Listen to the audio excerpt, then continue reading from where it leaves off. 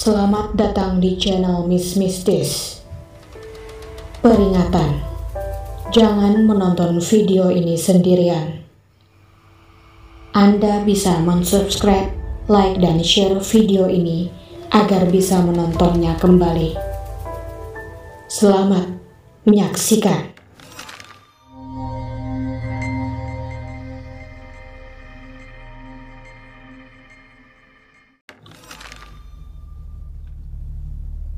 Walau tenaga sudah nyaris habis, tapi aku bersyukur karena sudah berhasil mencapai puncak Dempo dan puncak Merapi berturut-turut.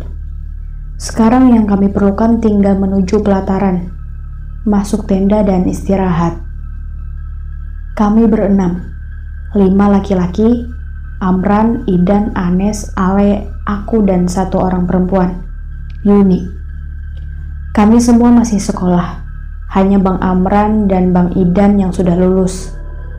Dalam pendakian Dempo ini, Bang Idan bertindak sebagai pemimpin rombongan karena selain lebih tua, dia juga pernah kesini sebelumnya. Begitupun Bang Amran dan Yuni. Sementara buat yang lainnya termasuk aku, ini adalah pendakian perdana. Ada kekhilafan konyol namun akibat yang ditimbulkan tak pernah terbayangkan oleh kami. Tanpa sengaja, Bang Idan membawa kartu remi bergambar porno di carrier-nya. Bang Idan menemukan kartu itu di kantong celananya ketika baru saja berganti pakaian setelah kami baru sampai di pelataran. Gituan kenapa dibawa Dan? Kau ini ngajarin gak bener aja, kata Bang Amran ketika melihat tumpukan kartu itu. Tak sengaja aku jawab Bang Idan malu-malu. Lalu menambahkan sambil cengar-cengir. Habis kami mainkan kemarin malam, kok malah ikut terbawa packing. Hati-hatilah Dan, mereka ini masih sekolah, apalagi ada perempuan, sambung Bang Amran. Bang Idan cuma garuk-garuk kepala sambil tersenyum malu. Tapi insiden itu segera kami lupakan. Malah kami justru bersyukur. Kartu-kartu remi bergambar porno itu segera kami mainkan walau terpaksa sambil menahan air liur melihat gambar-gambar syurnya. Menjelang maghrib, aku mendekati Anes dan Yuni yang sedang memasak nasi di luar tenda, mengabarkan kalau kami hendak sholat maghrib berjamaah dulu. Aku sholat maghrib dulu Nes, Yun, kataku.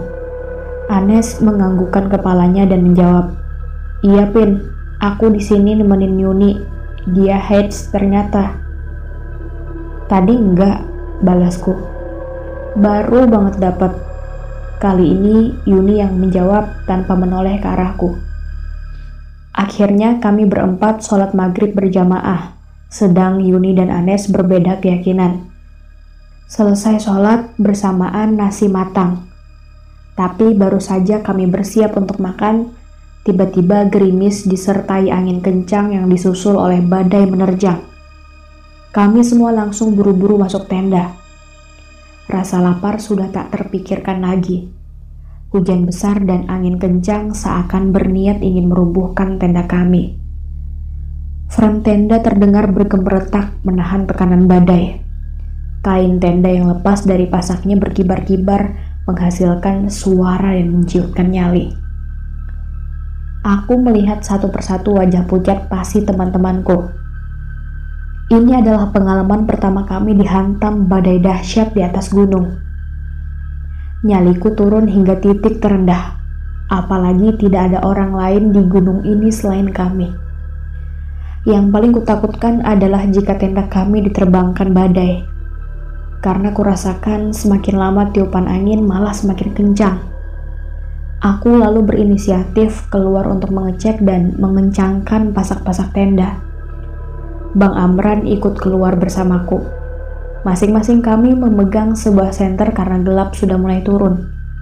Baru saja menyembulkan kepalaku keluar tenda, hujan dan angin langsung menampar wajahku. Aku belagapan mencoba bernafas. Angin yang terlalu kencang membuatku kesulitan menghirup udara. Tapi selain badai angin ini, ada suara lain yang menarik perhatianku dan Bang Amran. Suara itu hilang timbul di antara desingan suara angin badai. namun yang jelas intensitasnya semakin meningkat. Suara itu bagaikan berasal dari dalam tanah. Rasanya aku juga bisa merasakan getaran di bawah kakiku. Lalu, mataku melihat sesuatu yang paling mengerikan yang pernah kulihat. Bang Amran juga tampak membelalak seakan tak mempercayai penglihatannya. Sekian detik, kaki kami berdua seakan tertancap ke tanah tak mampu digerakkan. Lalu saat kesadaranku pulih, sekuat tenaga aku berteriak pada teman-teman di dalam tenda. "Air bah! Kabur! Kabur! Lari!" Aku berteriak-teriak dengan panik.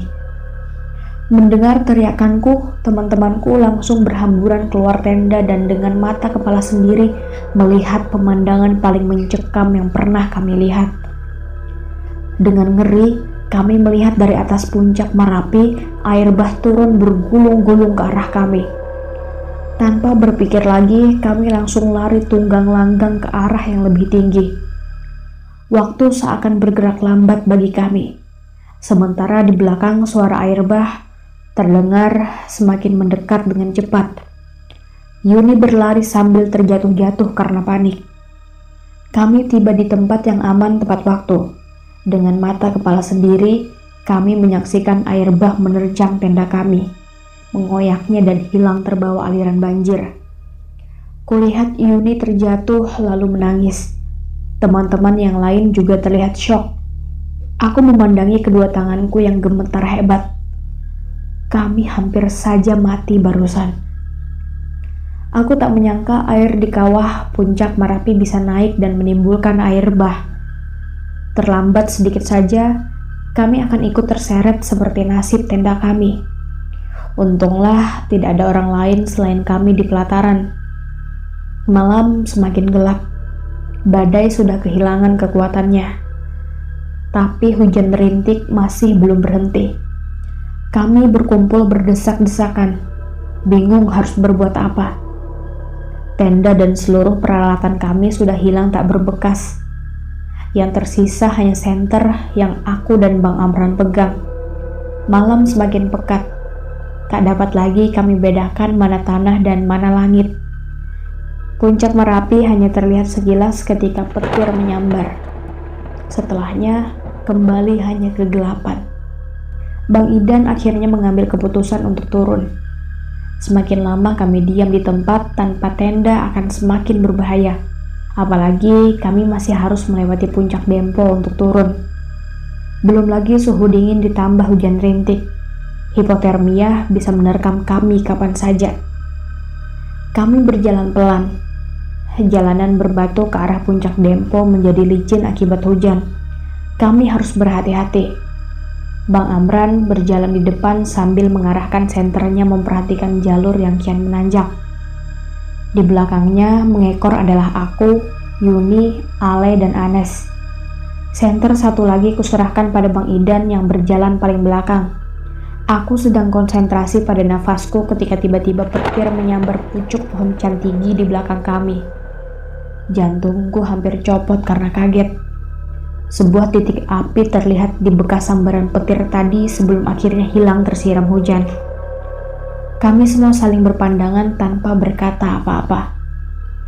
Belum juga hilang rasa kaget kami, sebuah petir yang lain menyambar pohon cantigi yang lebih dekat. Lalu petir yang lain menyambar sebuah batu besar yang jaraknya lebih dekat lagi. Batu itu langsung terbelah dan terbakar api. Jantungku berdegap kencang. Firasatku mengatakan ada sesuatu yang salah. Instingku berteriak-teriak agar aku cepat lari dari situ. Petir-petir ini mengejar kami. Dan tanpa komando lagi, kami semua berlarian dengan panik semampu yang kami bisa. Petir-petir terus menyambar di belakang kami, semakin mendekat. Tiap kali suaranya menggelegar, jantungku seakan berhenti berdetak. Dalam kepanikan itu, sesekali ku dengar isak tangis Yuni yang ketakutan. Lalu sebuah tiang cahaya putih raksasa menghujam beberapa meter di depan kami. Aku pasrah. Petir sedekat ini. Aku tak mungkin selamat. Tapi itu bukan petir. Di depan kami, hanya beberapa meter jauhnya, adalah seorang perempuan cantik bergaun putih. Matanya menatap kami penuh kebencian. Mimik wajahnya terlihat sangat marah. Seluruh tubuhku gemetar. Tapi aku tak mampu bergerak walau hanya untuk menunduk. Yang bisa kami lakukan hanya terpaku menatap senyum sinisnya. Kedua tangannya terlihat sedang memainkan sesuatu. Dan jantungku berdesir menyadari yang ada di tangannya adalah kartu remi bergambar porno milik Bang Idan. Seiring senyumnya yang menghilang, tangannya terangkat pelan dan terlihat mengancam.